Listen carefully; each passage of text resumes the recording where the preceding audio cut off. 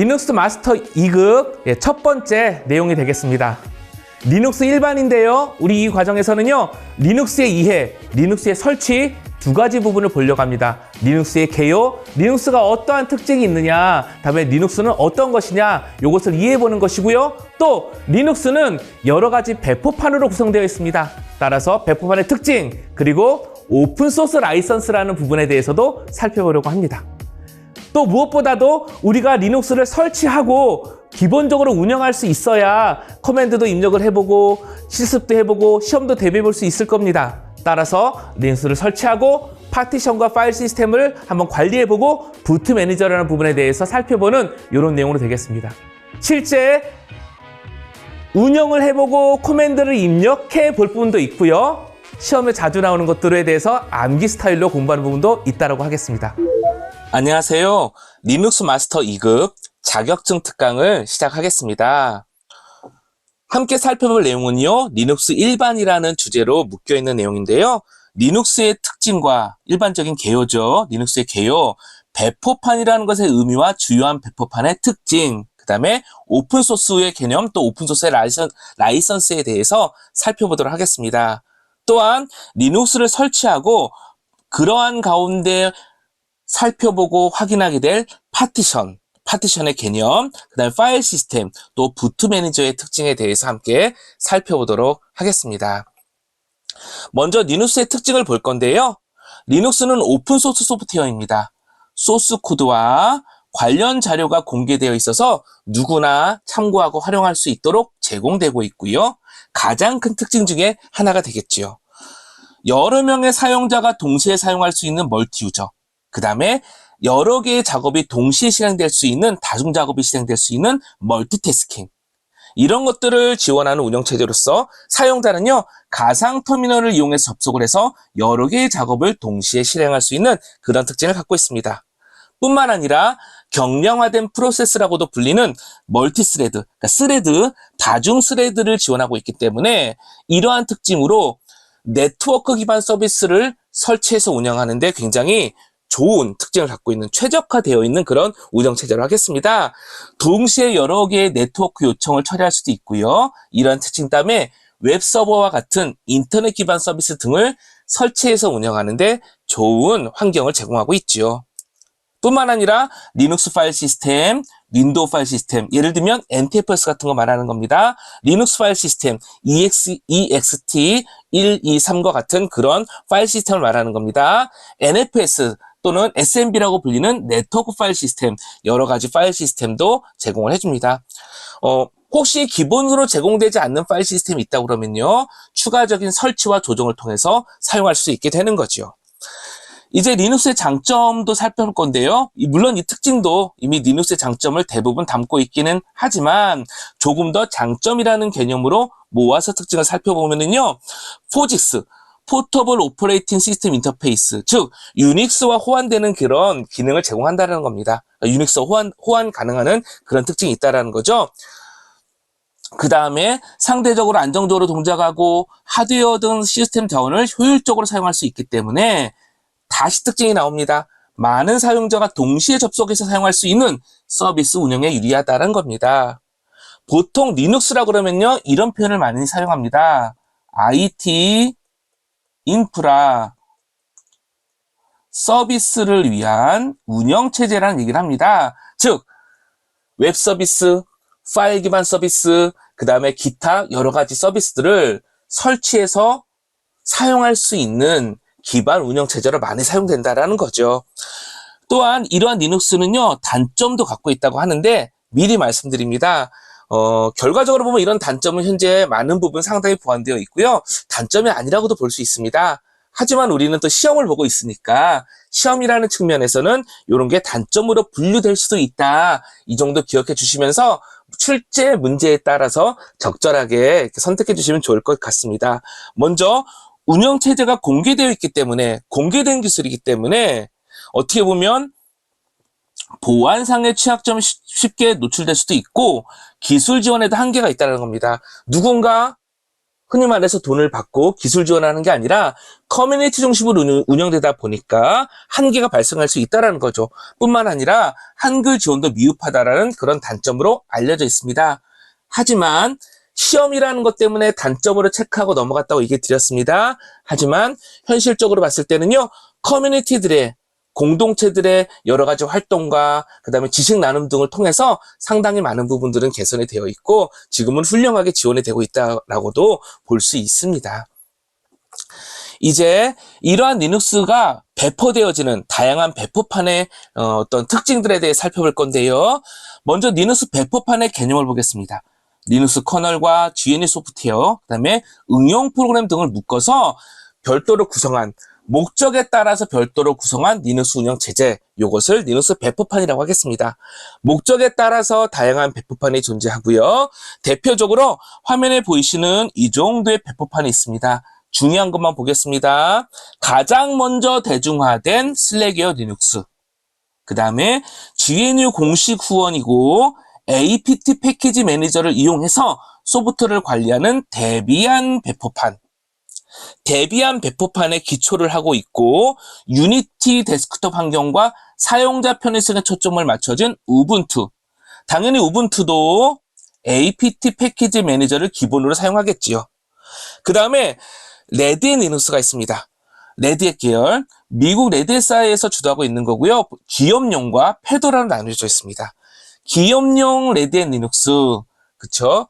서브스크립션 형태로 요금을 지불하고 사용하는 거고요. 출시 후 약 7년간 기술 지원이 이루어지고 있습니다.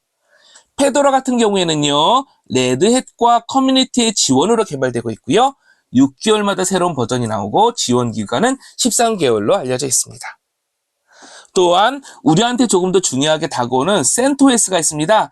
레드햇 리눅스와 완벽하게 호환이 되는 무료 운영체제 이렇게 되어 있는데요. 우리가 이제 CentOS 7이 있고 8이 있습니다. 특히 7을 기준으로 하게 되면은요, 먼저 레드햇 리눅스에서 어느 정도 검증이 되면 이게 CentOS의 소스 쪽으로 이렇게 어떻게 보면 이전이 됩니다. 따라서 CentOS를 사용하면 레드햇 리눅스의 좋은 기능을 그대로 사용할 수 있다, 이런 의미가 되겠죠. 근데 버전 8 이후로 가면서 정책이 좀 변경이 되는데요. CentOS에서 먼저 점검을 하고 안정성이 확보되면 레드햇 리눅스로 적용하겠다, 이렇게 정책이 좀 바뀌어갔습니다. 따라서 최근에는 특히 CentOS 8 그 이유가 되면서는 CentOS를 계속 현업에서 사용해도 될까, 안정성이라든지 여러 가지 이유 때문에 그런 고민이 있는 것도 사실이지만 여전히 CentOS가 많이 사용되고 있는 운영체제이긴 합니다. 우리 과정, 그 리눅스 마스터 과정도 CentOS 버전 7을 기준으로 진행하려고 하고 있고요. 또 마지막으로 독일에서 출시된 수세 리눅스라는 것도 있습니다. 이런 것들이 또 우리 객관식이니까 알맞게 짝지어진 것은 뭐 이런 식으로 또 물어볼 수도 있기 때문에 점검을 하고 넘어갈 필요가 있겠습니다. 이제 리눅스의 역사가 있습니다. 여기 보면 이렇게 그림으로도 역사가 나와 있긴 하지만 또 어떻게 보면 현업이라기보다는 우리 시험 보는 입장이라서 하게 되면 중요한 키워드를 점검하고 넘어가는 게 필요하겠습니다. 데니스 리치가 유닉스를 이제 시언어로 재개발을 했고, 당연히 그 전에는 켄 톰슨이라는 분이 유닉스를 만들었습니다.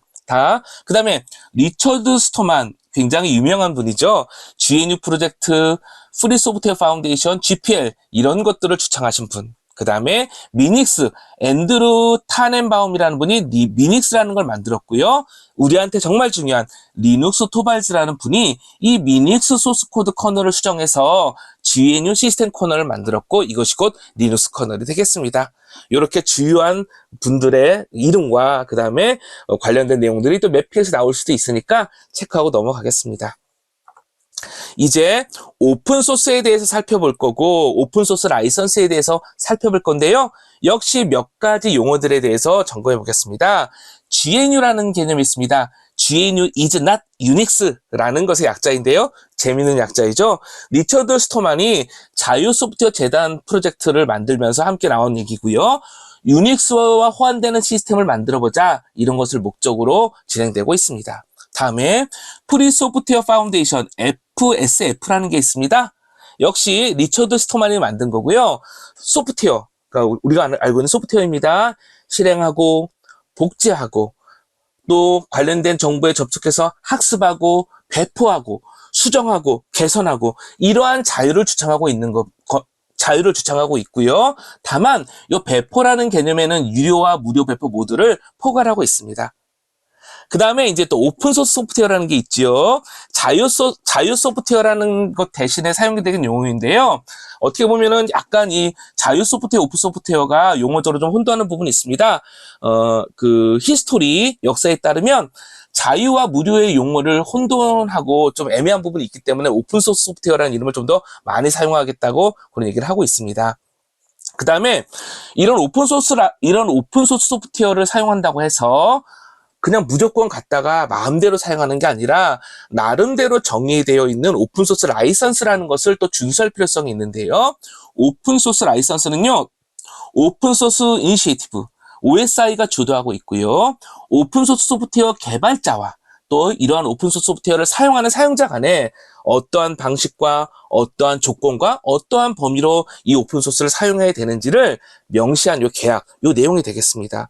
따라서 오픈소스라는 것과 함께 항상 오픈소스 라이선스는 함께 언급되고 또 오픈소스 라이선스를 확인한 다음에 주의해서 사용해야 된다는 얘기를 함께 하고 있거든요. 우리 현업에서도 굉장히 개발사, 소프트웨어를 개발하는 현업에서도 굉장히 중요하게 점검해야 될 요소 중에 하나입니다. 따라서 오픈소스 라이선스가 어떤 것이 있는지, 어떤 특징이 있는지를 잘 점검하는 것이 중요하다고 하겠습니다. 대표적인 오픈소스 라이선스의 종류와 특징을 볼 건데요. 가장 대표적이죠. GPL 라이선스가 있습니다. General Public License, GPL 라이선스가 있는데요. 중요한 게요. GPL 코드를 사용하게 되면요. GPL 코드를 가져다가 함께 내가 개발한 나의 소스도 모두 GPL로 공개해야 됩니다. GPL로 공개해야 된다는 이유는 소스도 공개를 하고 누구나 나의 소스, 또 GPL 소스로 공개된 소스 코드를 가져다가 참고하고 필요하면 수정하고 재배포할 수 있는 그 자유를 보장해줘야 된다는 겁니다. 그 다음에 LGPL이라는 것이 있습니다. 레서 혹은 라이브러리 GPL이라고 하는데요. GPL보다는 다소 완화된 형식인데요. LGPL을 따르는 오픈소스를 가져다가 만약에 수정을 했다. 그러면 그 소스 코드는 오픈해야 되지만 단순히 코드와 라이브러리, LGPL 라이브러리로 하겠습니다. 라이브러리를 단순하게 이용한 경우에는 해당 프로그램, 나의 소스 코드는 공개할 의무가 없다라고 되어 있습니다. 근데 다소 가져다가 썼다, 단순히 이용했다라는 것들만 가지고는 이걸 어떻게 보면은 내가 LGPL 소스 코드를 수정을 했냐, 아니면은 단순히 참조만 하고 단순히 링크만 했었냐라는 부분이 좀 모호할 수 있습니다. 그래서 사실 현업에서는요, LGPL 코드도 조금 사용하기가 부담스러운 게 사실입니다. 하지만 우리 교과서 혹은 시험을 보는 입장에선 GPL과 LGPL의 정확한 차이점을 확인하고 넘어가는 게 필요하겠습니다. 그 다음에 BSD 라이선스가 있습니다. 소스 코드 공개 의무가 없고요. 상업 소프트웨어에도 사용할 수 있는 그런 라이선스가 되겠습니다. 대표적으로 오픈CV라는 우리가 많이 사용하는 이미지 처리 라이브러리가 있는데요. 이것이 BSD 오픈소스 라이선스를 따른다고 합니다. 그 다음에 아파치 라이선스가 있습니다. 아파치 소프트웨어 재단에서 만든 아파치 소프트웨어 재단에서 제시하고 있는 라이선스고요. 파생된 프로그램을 제작하고 저작권을 양도하고 전송 가능하고 상업적 사용이 가능한 이런 특징들을 함께 포함하고 있습니다. 그 다음에 MIT 라이선스가 있고요. 그 다음에 보통 BSD 라이선스와 유사한 계열이라고 하고요. 노드.js라든지 X윈도우 시스템 이런 것들이 MIT 라이선스를 따른다고 합니다. 그 다음에 모질라 재단에서 만든 MPL 라이선스가 있거든요. 소스 코드와 실행 파일의 저작권을 분리하고요. 그 다음에 실행 파일은 독점 라이선스가 가능한 이런 특징을 갖고 있는 게 MPL 오픈소스 라이선스가 되겠습니다. 이러한 것들이 있다는 걸 기억해 주시는데 꼭 기억할 부분은 GPL, LGPL, BSD, MIT 이 정도는 현업에서도 주의 깊게 보는 것 중에 하나이고요. 또 리눅스 마스터 시험에 또 쉽게 또 나올 수도 있는, 자주 나올 수 있는 그런 요소들이니까 한 번 더 체크해 주시고 넘어가 주시면 좋겠습니다.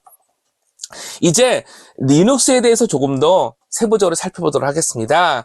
여러 가지가 있겠지만 리눅스에서 사용하고 또 관리 등의 목적으로 정의해서 사용하고 있는 몇 가지 디렉토리들, 그 폴더 말하는 겁니다. 그것의 특징을 살펴보는 게 필요하겠습니다. 여기부터 시작해 보기로 해요. 먼저는요, 루트 디렉토리라는 게 있습니다. 루트. 최상의 디렉토리고요. 모든 디렉토리들은 루트 디렉토리의 서브 디렉토리가 되겠습니다. 그 다음에 부트 디렉토리가 있습니다. 부팅 시 커널 이미지와 부팅 관련된 정보 파일이 저장된 부트 디렉토리.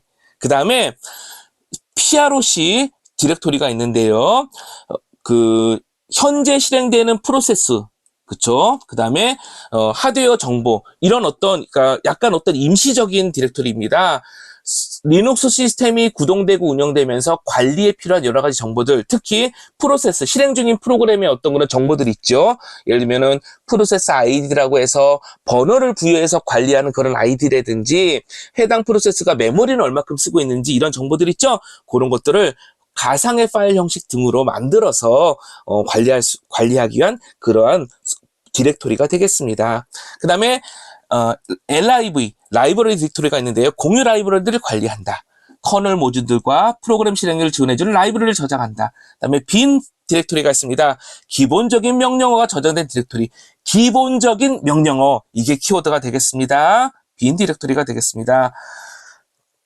그 다음에 DEV가 있습니다. 장치의 약자인 거죠. 시스템 디바이스 파일들이 저장되는 디렉토리고요. 하드디스크나 CD롬 장치 파일 같은 파일들이 저장되어 있습니다. DEV, 디바이스입니다. 그 다음에 ETC 디렉토리가 있는데요. 중요한 디렉토리 중에 하나입니다. 환경 설정 파일, 이런 것들이 주로 저장되어 있습니다. 그 다음에 루트 디렉토리, 이것도 좀 중요한데요. 그러니까 루트라고 하죠, 우리. 그러니까 일반 사용자가 아니라 시스템 관리자 계정인 루트의 홈 디렉토리가 되겠습니다. 루트가 만약에 루트 계정으로 로그인한다 그러면 기본적인 나의 디렉토리가 루트 디렉토리가 되는 거죠. 그 다음에 SBin이 있습니다. 관리자용 시스템 표준 명령어, 시스템 관리, 이것과 관련된 실행 명령어가 저장된 곳, 시스템, 요게 SBin 디렉토리의 특징이 되겠습니다.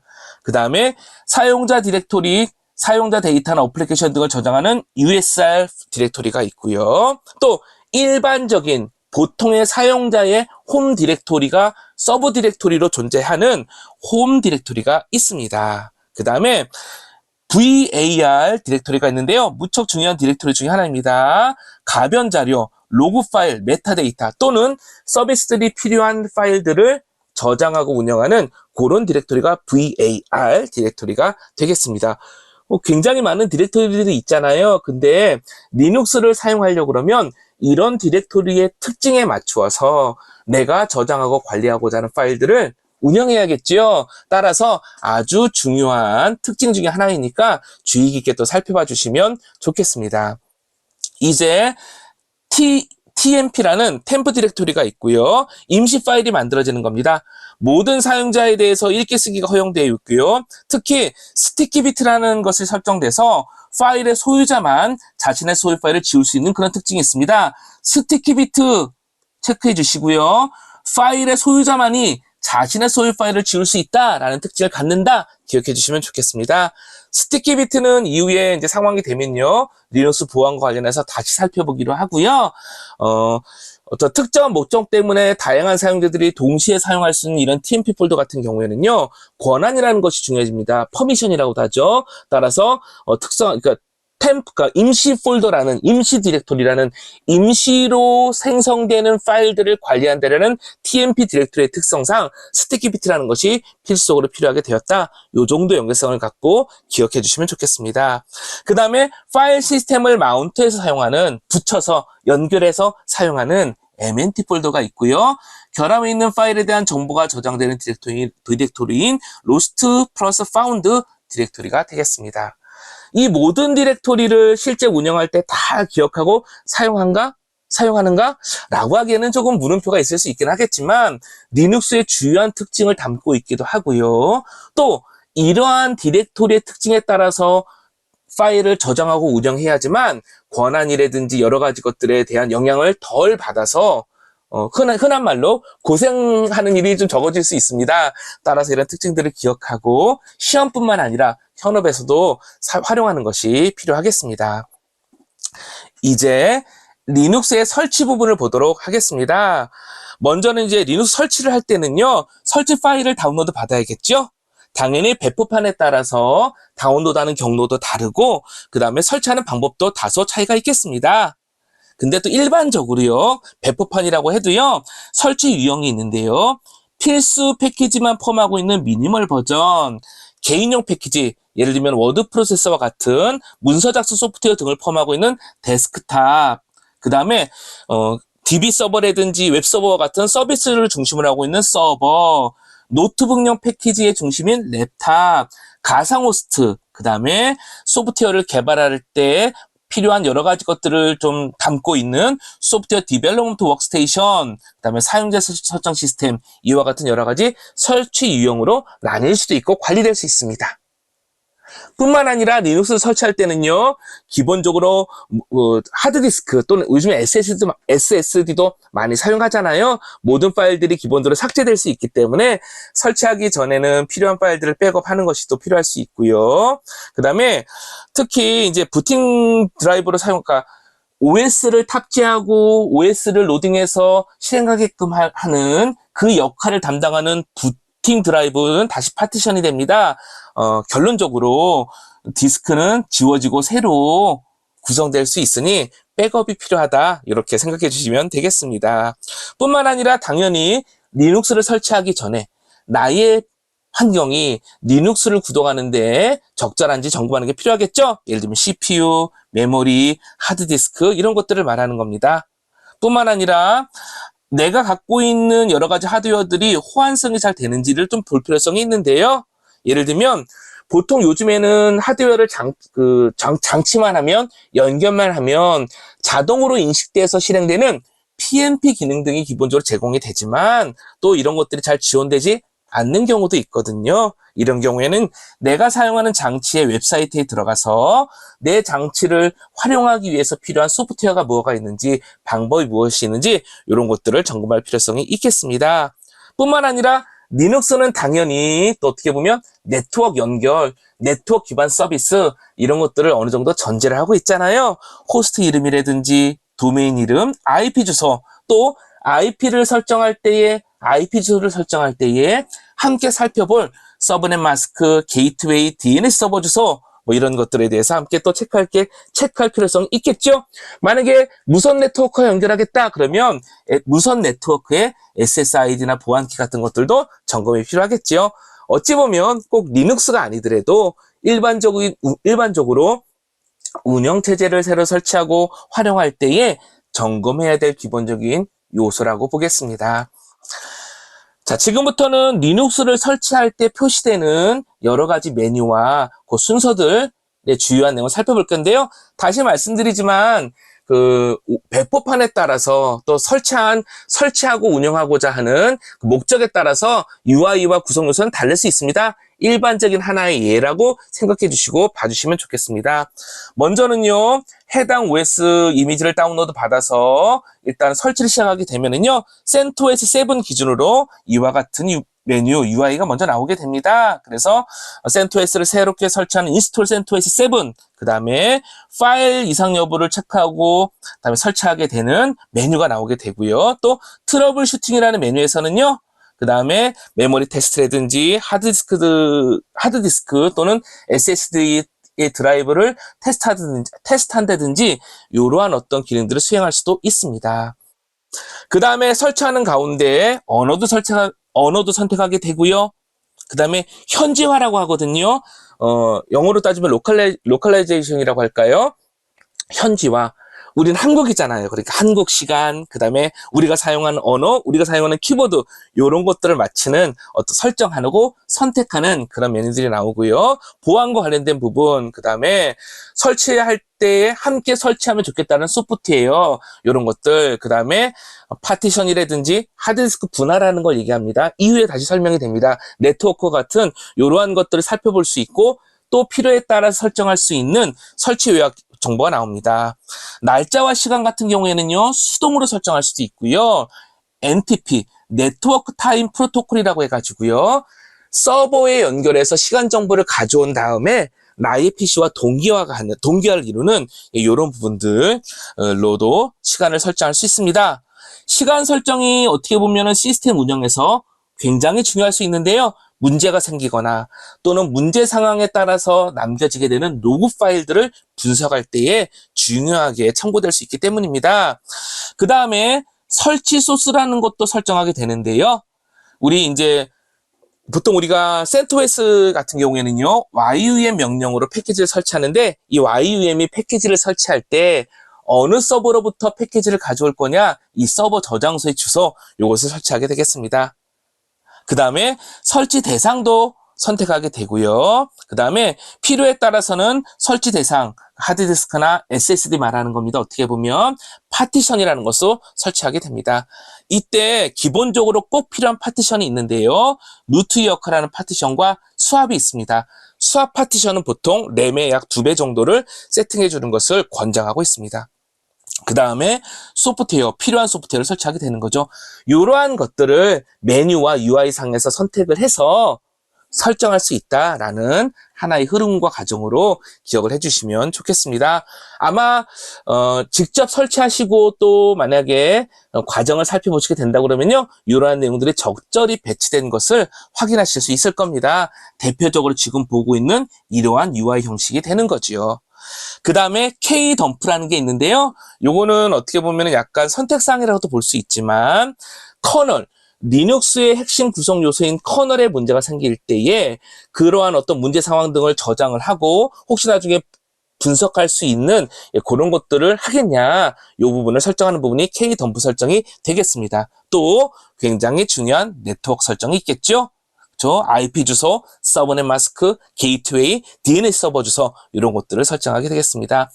혹시 우리 요런 용어들, 서브넷이나 게이트웨이나 DNS 서버, 이런 용어들이 익숙하지 않으시다 그러면은 네트워크 부분을 조금 더 살펴볼 필요성이 있는데요. 우리 이후에 또 기회가 되면은 간단하게 다시 살펴보거나 한번 그래 보겠습니다.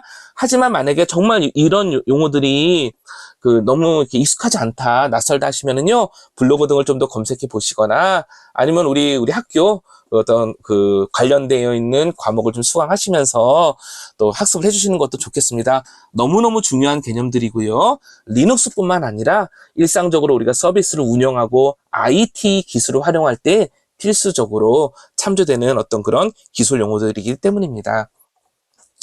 자, 거의 마지막 단계까지 왔습니다. 마지막으로 루트, 관리자의 패스워드. 참고로 리눅스 경우 루트 계정 이름을 바꿀 수 없습니다. 패스워드는 바꿀 수 있고요. 그 다음에 필요에 따라서, 하지만 권장되는 사양이죠. 일반 사용자를 만들고 암호까지 지정할 수 있는 이런 UI까지도 보통 제공이 됩니다. 이 정도 과정을 거쳐서 일반적으로 리눅스를 설치하고 운영할 수 있게 되겠습니다. 자, 이제 과정 중에서도 들어있는 내용인데 파티션에 대해서 한번 보도록 해볼게요. 일단 파티션은요, 물리적인 하나의 디스크 있죠. 디스크는 원래 하나가 있는 거잖아요. 하드디스크. 이것을 논리적으로 분할해서 사용할 수 있는 겁니다. 그냥 암기하자면 물리적 디스크를 여러 개의 논리적인 부분, 또 디스크로 분할해서 사용할 수 있도록 하는 것, 이게 파티션이 되겠습니다. 왜 이렇게 할까요? 각 논리적인 디스크, 파티션마다 독립적인 파일 시스템을 만들 수 있고요. 이거에 따라서 부팅 시간도 좀 줄일 수 있고, 파티션을 하나로 크게 쓰는 것보다 나누어 놓으면 아무래도 크기도 작아지고 관리 단위가 작아지잖아요. 오류 점검이나 백업이나 복구 시간도 줄 수 있습니다. 즉, 관리의 효율성이 증가할 수 있다는 겁니다. 뿐만 아니라 하나가 망가져도 다른 파티션에 영향을 주는 것이 최소화될 수 있겠죠? 시스템 손상 시 영향도 최소화가 돼서 관리의 안전성도 확보할 수 있는 그런 특징이 있겠습니다. 이러한 파티션 정보는요, PROC의 파티션스라는 디렉토리에서 관리되고 있습니다. 이것도 체크해 주시면 좋겠습니다. 자, 이제 파티션은요, 여러 가지의 용어 또는 종류로 설명될 수 있는데요. 먼저 주 파티션이 있습니다. 부팅 가능한 기본 파티션이고요. 하나의 하드디스크에는 최대 4개의 주 파티션으로 분할할 수 있습니다. 그 다음에 만약에 하드디스크를 4개 이상의 파티션을 사용할 경우가 생기잖아요. 그러면 하나의 확정 파티션을 만든 다음에 확장 파티션 안에 여러 개의 논리 파티션을 분할해서 사용할 수도 있습니다. 자, 그러면 확장 파티션은 무엇일까요? 주 파티션 내에 생성하는 것이고요. 하나의 물리적 디스크에 한 개만 생성할 수 있습니다. 그리고 파티션 번호는 1번부터 4번까지 할당될 수 있고요. 그 안에 논리 파티션을 만들기 위해서 활용됩니다. 그럼 또 역시 논리 파티션은 뭘까요? 논리 파티션은요, 확장 파티션 안에 생성되는 파티션이고요. 보통 12개 이상을 생성하지는 말아라 라고 권고하고 있고 5번 이후에 번호가 붙어집니다. 이 번호가 뭔가 이거는 또 이후에 연계돼서 예시가 있으니까 그때 보도록 하겠습니다. 자, 그 다음에 또 스왑 파티션이 있습니다. 이거는 하드디스크의 일부를 메모리처럼 사용하자. 우리가 물리적인 메모리의 크기는 좀 부족할 수 있잖아요. 그래서 스왑을 사용하자라는 거고요. 주 파티션 혹은 논리 파티션에 그것을 만들 수 있습니다. 또 반드시 설치되는 영역 중에 하나인 거고요. 보통 메모리의 2배 정도를 설정하라고 권고하고 있습니다. 요 정도 내용, 파티션의 개념과 어떠한 종류가 있는지를 연계해서 함께 기억해 주시면 좋겠습니다. 주 파티션 안에 확장 파티션을 만들 수 있고 그 안에 논리 파티션을 만들 수 있다. 스왑 파티션은 메모리의 2배 정도를 설정하도록 권장한다. 요 정도의 흐름이 되겠지요. 자, 이제 파티션과 파일 시스템에 대해서 조금 더 세부적으로 볼 건데요. 보통 파티션의 이름은요, 디스크 장치 파일명 뒤에 숫자가 붙습니다. 예를 들면요, DV 밑에 HDA3이라는 게 있다 그러면요, DV 뭐죠? 장치들, 장치 정보들, 장치와 관련된 파일들이 저장되어 있는 리눅스 폴더잖아요. 그쵸? 여기에 보면은 HD, 하드디스크라는 겁니다. 첫 번째 하드디스크. 하나의 어떤 연결, 그 하드디스크를 연결하는 요 라인 또는 어떤 버스라고 하는데 거기에는 여러 개의 하드디스크나 여러 개의 스토리지 장치가 붙을 수 있거든요. 그 중에 첫 번째라는 겁니다. 그 다음에 3, 뭐죠? 파티션 숫자가 되는 거죠. 그쵸? 그래서 요 정도 내용을 가지고 또 봐주시면 좋겠습니다. 보통 파티션 번호는요, 1부터 4까지는 프라이머리 혹은 익스텐디드 파티션이고요. 확장 파티션, 5번 이후가 로지컬 파티션이 되겠습니다. 그리고 실제 이런 파티션과 디스크를 파티션하고 만들고 난 다음에요, 마운트를 이용해서 사용할 수 있는데요. 그때는 장치명을 씁니다. 예를 들면 DV 밑에 HDA라는 장치명까지를 사용합니다. 이 부분도 함께 체크해 주시면 좋겠습니다. 자, 이렇게 해서 디스크와 그다음에 장치명까지 이렇게 한번 예제를 봤고요. 그다음에 마운트 할 때는 요 HDA까지 사용한다라는 거, DV HDA 이런 식으로까지 쓴다라는 것도 함께 체크를 하였습니다. 자, 이제 파일 시스템에 대해서 볼 건데요. 파일 시스템에는요, 실제 파티션을 구성해 놨다고 해도 바로 파일을 저장할 수 있는 건 아닙니다. 파일을 관리할 수 있는 형식인 파일 시스템이라는 것을 만들어 놔야 되거든요. 따라서 파일 시스템은 디스크의 파티션에 파일을 사용할 수 있도록 구성해 놓은 구조, 방식, 즉 규칙과 구조, 파일을 관리하기 위한 규칙과 구조, 이게 파일 시스템이 되겠습니다. 대표적인 파일 시스템의 유형이 있는데요. 리눅스 전용으로 사용하는 ext1부터 4까지의 파일 시스템, 그 다음에 저널링 파일 시스템.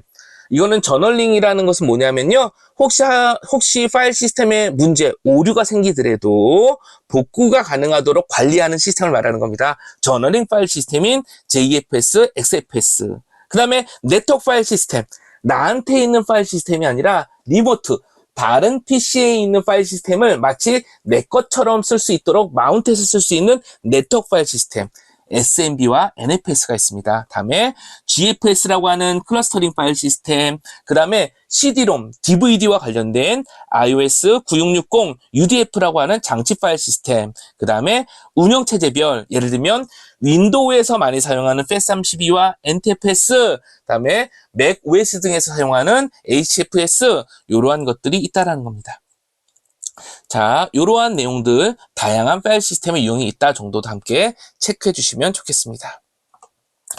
자, 그 다음에 LVM, 로지컬 볼륨 매니저라는 것을 살펴볼 건데요.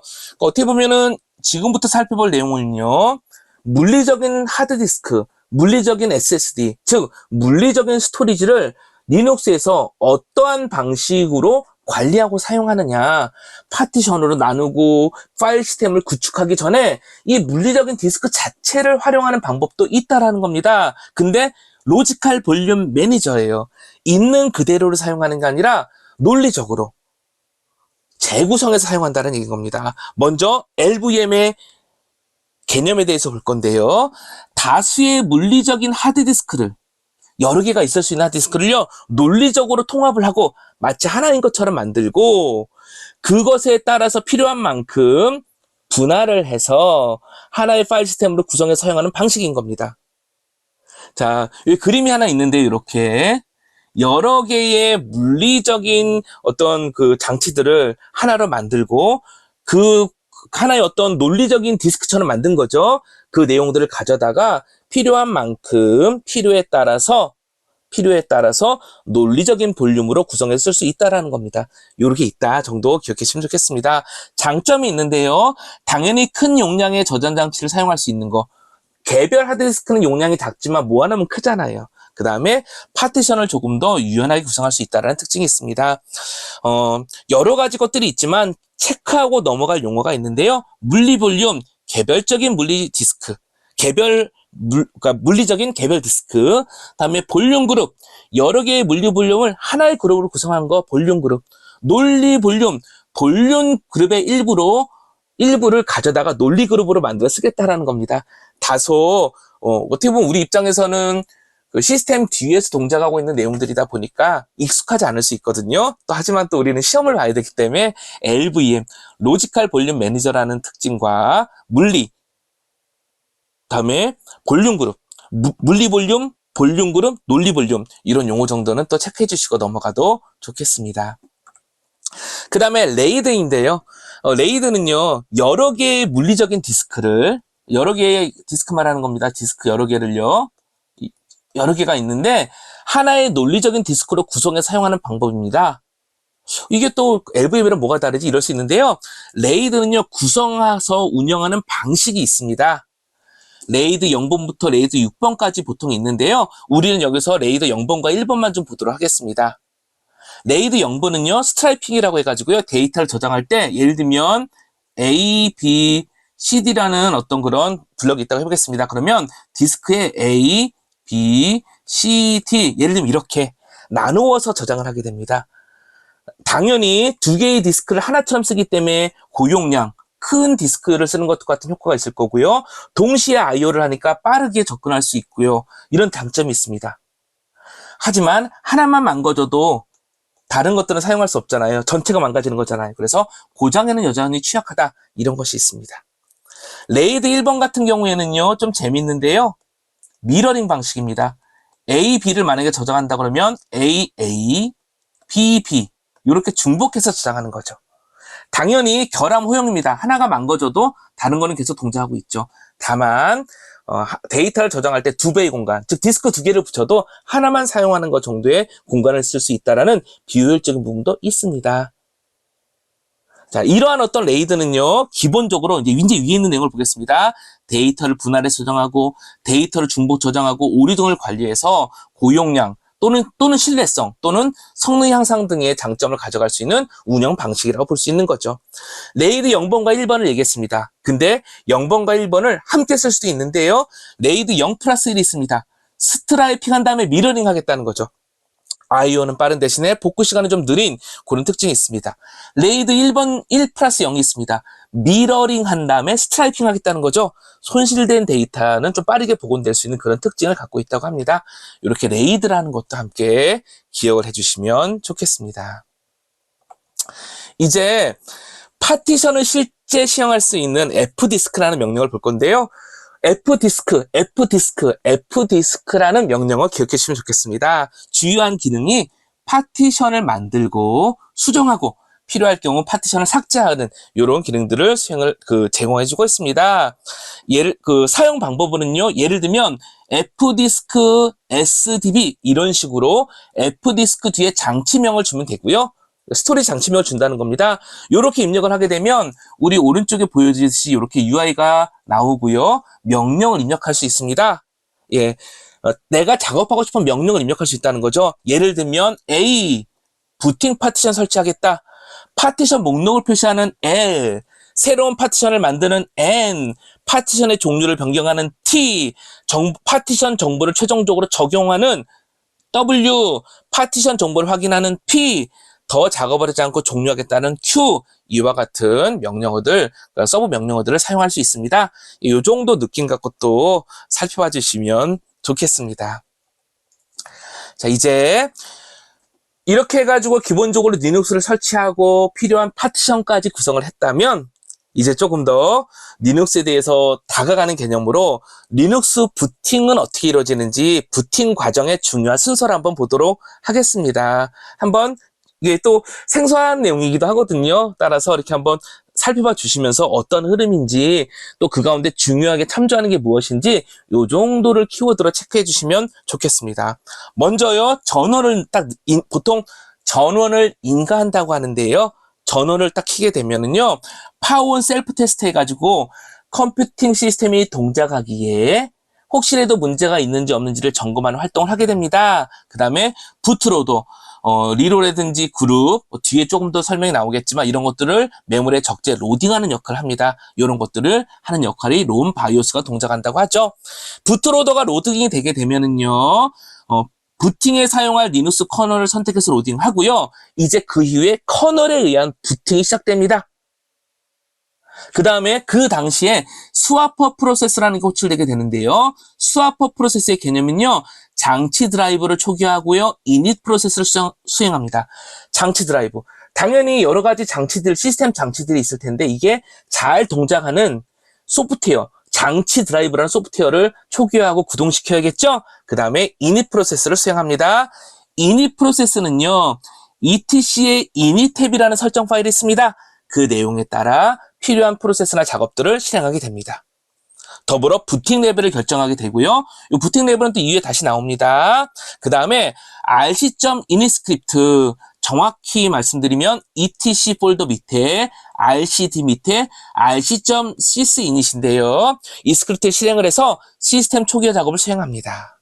그 다음에 rcx.d 스크립트를 실행하게 되고요. 그 다음에는 부팅 레벨에 따라 순차적인 어떤 스크립트들이 실행되게 되겠습니다. 그 다음에 부팅 레벨이 5일 경우에는요, GUI 방식의 X 윈도우가 실행되게 되는데 필요에 따라 X 윈도우가 실행이 되겠죠. 이 정도의 과정으로 진행된다라는 거 또 이렇게 체크해 주시면 좋겠습니다. 이제 앞서 잠깐 살펴본 부트로더에 대해서 한번 볼 건데요. 먼저는 부트로더의 개념을 잡을 필요가 있습니다. 왜냐하면 부트로더라는 개념은요, 꼭 리눅스라는 그 데스크탑 또는 서버형 운영체제뿐만 아니라 일반적으로 또 많이 통용되는 용어이니까 이 기회에 함께 보겠습니다. 부트로더, 운영체제를 주기억장치, 메모리로 적재, 읽어들여서 메모리에 올리고 실행할 수 있게 하는 거, 요게 부트로더가 되겠습니다.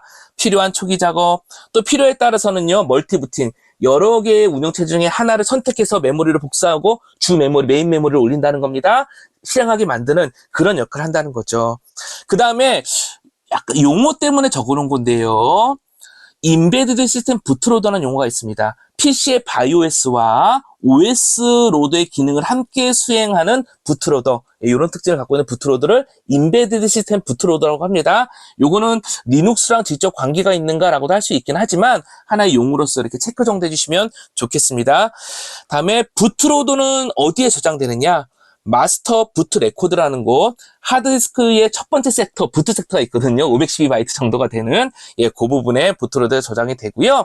주 파티션마다 고유의 부트 섹터가 할당된다고 합니다. 이 정도의 개념도 한번 체크해 주시면 좋겠습니다. 아직 한참 우리가 지금 리눅스 마스터의 리눅스 일반이라는 부분을 주제로 리눅스 설치와 기본 동작에 대해 살펴보고 있는데 굉장히 많은 용어들, 또 일반 사용자 관점에서는 굳이 여기까지 알아야 될까라는 어떤 그런 용어들도 막 나오고 있잖아요. 한번 그냥 새로운 용어들이 많이 나오기 때문에 혹시라도 많이 부담스러우실까봐 드리는 말씀인데요. 좀 편하게 쭉 들어봐 주시고 또 반복해 주시고요. 그 다음에 어차피 만약에 시험으로 가게 된다 그러면 우리는 그 사지선다용이잖아요. 그리고 또 어떻게 보면 온라인으로 시험 보는 거기 때문에 여러 번 반복하시고 기출문제 중심으로 좀 익숙해지시면 아마도 많이 어렵지 않게 정답을 선택해 가실 수 있지 않을까 싶기도 하고요. 만약에 시험이 아니라 일상적인 리눅스가 궁금하거나 이후에 리눅스를 활용하기 위해서 지금 내가 학습을 하는 거다라고 하시면 리눅스뿐만 아니라 이런 주요 용어들은 골고루 다른 데서도 사용되는 기본적인 용어들이니까 이번 기회에 들어봐 주시고 또 반복을 해주시거나 함께 생각해 주시면서 조금 더 익숙해져 가신다라고 생각하시면서 좀 부담감을 덜어주셔도 좋겠습니다. 너무나 많은 용어들이 나오기 때문에 또 공부를 하고 있고 또 공부를 했던 제 입장에서도 상당히 좀 부담스러운 것도 사실이었거든요. 너무 부담 갖지 말아주시기를 또 당부드리겠습니다. 이러한 부트로더는요, 종류가 몇 가지가 있어요. 리로라고 해서 리눅스 로더, 자, 리눅스 전용인 부트로더가 있고요. 또 그보다 조금 더 유명하다고 그럴까요? 조금 더 좋은 기능들 제공하는 그룹이 있습니다. 그랜드 유니파이드 부트로더 버전 2. 그래서 보통 요즘에는요, 버전 2를 많이 사용하는데요. 대화형 UI를 제공해 주고요.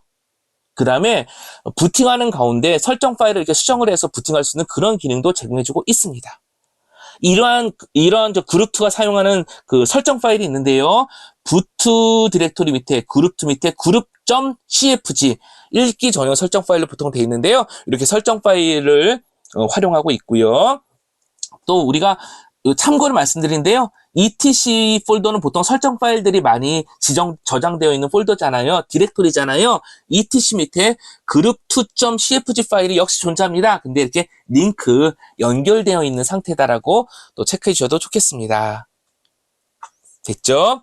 그 다음에 이 부분은요. etc 디폴트 그룹과 etc 밑에 그룹 D로 환경 설정을 한 다음에요. 그 다음에 make mk config 있잖아요. 그룹2 다시 mk config를 이용해서 적용을 해서 사용하는 구조로 제공이 되고 있습니다. 그렇죠? 그래서 요 정도 키워드 정도 이렇게 그룹2 다시 mk config 이런 것들은 키워드라고 볼 수 있죠. 요 정도 체크해 주시고요. 다시 말씀드리지만 부트할 때의 부트 정보도 수정할 수 있고 멀티부팅 당연히 지용되고 그 다음에 디스크 안에는 파일 시스템과 커널 형식 등을요 자동으로 인식해서 지원하는 기능이 있기 때문에 다른 거 대비 조금 더 사용성 또 편리하다라는 것도 함께 기억해 주시면 좋겠습니다. 이 정도의 느낌을 갖고 있는 게 부트로더의 개념과 역할이고 대표적인 부트로더가 이 정도가 있다 체크해 보았습니다. 자, 이제 런 레벨에 대해서 살펴볼 건데요. 런 레벨. 리눅스가 부팅하는 가운데, 동작하는 가운데요. 서비스 혹은 프로그램의 실행을 단계별로 구분했습니다. 보통 0부터 6의 7가지 레벨로 구성되어 있고요. 앞서 살펴본 etc 밑에 init 탭에 설정하고 있습니다. 그리고 당연히 init 프로세스가 참고하게 되겠지요. 런 레벨 0부터 6번까지가 있는데요. 요거는 참 시험에 내기, 예상 문제 또는 문제에 내기에 굉장히 좋은 구조로 되어 있잖아요. 런 레벨 0, 홀트, 시스템 중지입니다. 기본값으로는 설정할 수 없고요. init 0 명령으로 이렇게 init 0과 동일한 그런 어떤 효과입니다. 다음에 런 레벨 1번이 있습니다. 싱글 유저 모드이고요. 네트워크를 사용하지 않습니다. 보통 루트 계정으로 로그인을 해서 시스템을 관리하는 방법 또는 복구하는 등의 관리 목적으로 동작하게 됩니다. 런 레벨 2가 있습니다. 2번 멀티 유저고요. 또 NFS 네트워크 파일 시스템 지원하지 않는다. 즉 네트워크를 사용하지 않는 모드가 되겠습니다. 그 다음에 일반적으로 CLI라고 해서 그래픽 UI가 있는 게 아니라 우리 커맨드 있잖아요. 이렇게 명령을 입력해가지고 사용하는 부분들, 이러한 방식을 CLI 방식이라고 하는데요. 그러니까 완전한 멀티 유저 모드라고 합니다. 일반적인 다중 사용자 모드죠. 여러 명의 사용자가 콘솔로 접근해서 쓰는 그런 모드라는 겁니다. 런 레벨 3가 되겠습니다. 그 다음에 런 레벨 4가 있거든요. 이것은 현재 사용하지 않고요. 사용자가 정의해서 사용할 수 있다. 이렇게 코멘트가 되어 있습니다. 런 레벨 5번이 있습니다. GUI입니다. GUI 다중 사용자고요. X11과도 관계가 있는 거죠. 그 다음에 최근 리눅스의 기본값으로 되어 있습니다. 근데 또 이렇게도 얘기할 수 있습니다. 서비스만 동작시킬 상황이라 그러면 굳이 GUI가 필요 없을 수 있잖아요. 근데 최근 리눅스의 기본값이라는 것은 일반 사용자들도 편하게 사용할 수 있는 GUI 방식을 많이 선호하고 있기 때문에 최근 리눅스의 기본값이다. 이렇게 말씀드릴 수 있습니다. 런 레벨 6번이 있습니다. 리부트죠. 시스템 재부팅입니다. 런네벨 0번과 런네벨 6번은요, 기본값으로 설정할 수는 없습니다. 자, 그 다음에 etc 밑에 init 탭, etc 디렉토리 밑에 init 탭이라는 곳에 이 설정들이 포함되어 있다고 말씀드렸잖아요. 형식이 있습니다. 먼저는 id, 코드 또는 이름이 돼 있고요. 땡땡, 넌레벨, 땡땡, 다음에 프로세스를 어떻게 실행해야 될지 그 실행 지시어가 있고요. 땡땡, 실행할 프로세스가 있습니다. 그리고 현재 내가 어떠한 런레벨을 동작하고 있느냐 이걸 알아보는 방법이 있는데요. 그게 런레벨이라는 명령으로 확인해 볼 수 있습니다. 그러니까 로그인 하셔가지고 런레벨 이렇게 명령을 입력하시면 현재 내가 어떤 레벨이냐라는 걸 확인할 수 있다는 겁니다. 만약에 내가 런레벨 3 CLI 방식으로 좀 사용하고 있다 그러면 레벨 3라는 게 표시가 되겠죠. 자, 이 정도 기억해 주시면 좋겠습니다. 그 다음에 리눅스에서 이제는 로그인과 로그아웃에 대해서 한번 살펴보겠습니다. 로그인의 과정은요, 우리가 로그인 하게 되잖아요. 아이디 패스워드로. 로그인의 과정은요, 먼저 패스워드 확인이 필요하겠죠. 아이디와 패스워드가 있는지를 봐야 되니까요.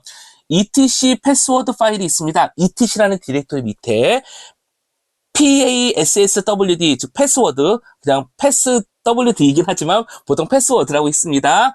거기에 패스워드 필드를 그 파일 안에 보면 패스워드 필드가 있거든요. 그 내용을 확인해서 패스워드를 확인합니다. 그 다음에 쉘 설정을 실행하고요. 예를 들면 패스 경로라든지 터미널 어떤 설정이라든지 환경 변수라든지 자동으로 실행해야 될 어떤 명령이라든지 이러한 것들을 이제 확인해서 설정하게 되고요. 그 다음에 로그인 쉘을 실행하게 됩니다.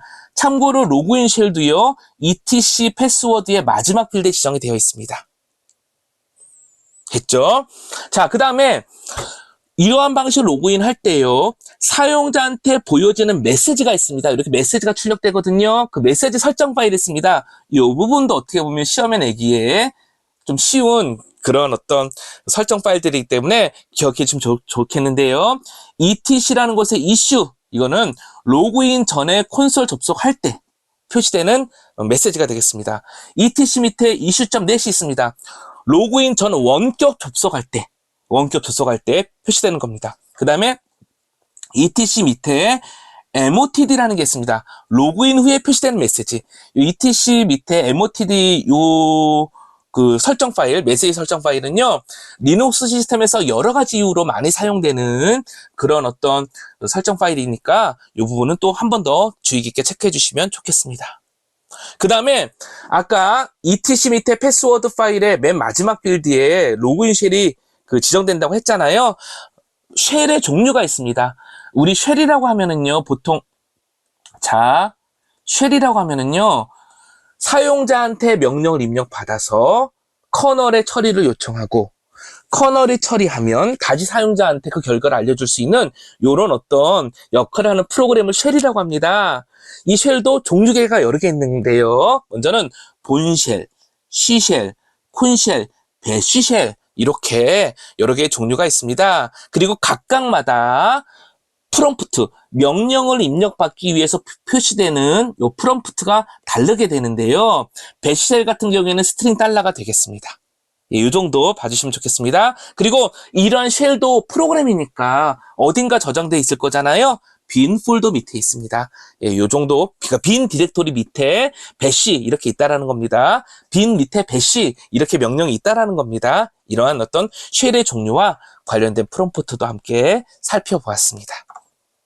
이제 로그인과 상대되는 개념으로 로그아웃을 한번 보도록 해보겠습니다. 먼저 로그아웃은 어떻게 할까요?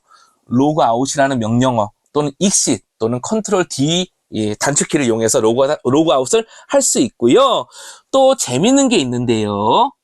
사용자가 로그인한 다음에 아무 작업을 하지 않아요. 그러면 특정 시간이 그러니까 아무런 작업을 하지 않고 특정한 시간이 지났다. 즉 타임아웃이 발생했다. 그러면 로그아웃을 강제로 시킬 수가 있는데요.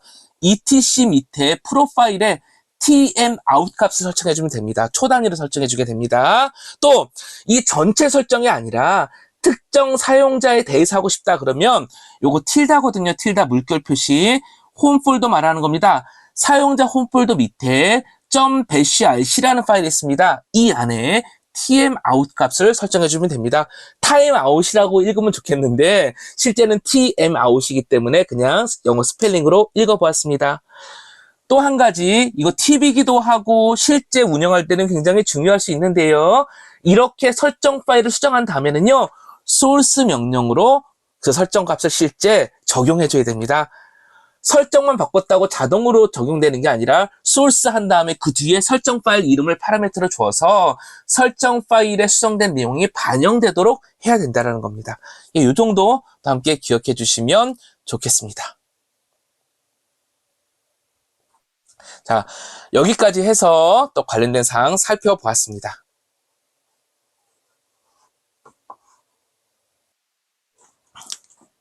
예, 여기까지 해서 이제 말씀드린 대로 관련된 내용 살펴봤는데요. 어떠신지 모르겠습니다. 새로운 용어들, 또 우리 일반 사용자 입장에서는 어떻게 보면은 몰라도 되는 그런 내용들이 많이 있었잖아요. 하지만 리눅스를 운영할 때는 기본적으로 알고 있으면 좋은 내용들도 있고요. 또 하나, 리눅스가 아니더라도 운영체제라든지 서비스를 구동시킬 때는 쉽게 접하게 될 또는 필요한 용어들을 많이 담고 있으니 이번 기회에 한번 익숙함을 높이자라는 취지로 한번 들어봐 주시면 좋을 것 같고요.